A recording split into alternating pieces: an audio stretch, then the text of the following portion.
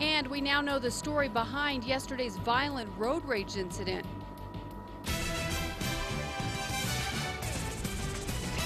Good afternoon, I'm Kim Baez. It was a battle on I-25 in Albuquerque yesterday that ended with flipped and smashed vehicles and hours of backed up traffic.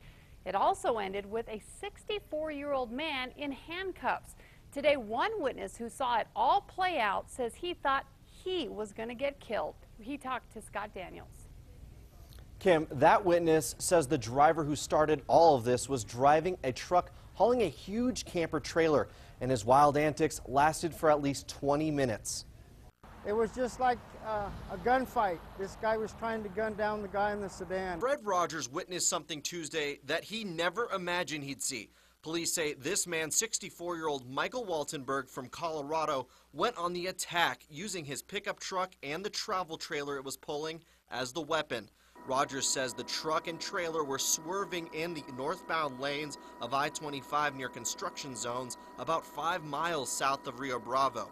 It was 11 in the morning and there was some heavy traffic. Rogers was driving behind Waltenberg and called 911. He said he was afraid to even think of passing him. Not the way that truck was eating up the highway. He was using darn near all 3 lanes of that part of I-25. One man did. Rogers says a man in a car used the shoulder to get around, but when Waltenberg spotted him, police say he tried catching up to the car and began yelling at him.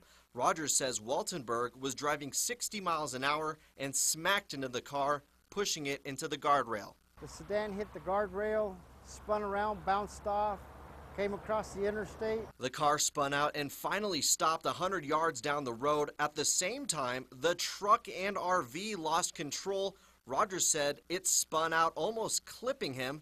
He went to help both drivers. I was amazed when we finally got the door open of the pickup that there were people sitting in the floor, not in the floor, but on the right door window at the bottom of the truck, and nobody had a scratch. There was a woman in the truck as well as a couple of dogs. She was taken to the hospital just to be checked out. The dogs went to animal control.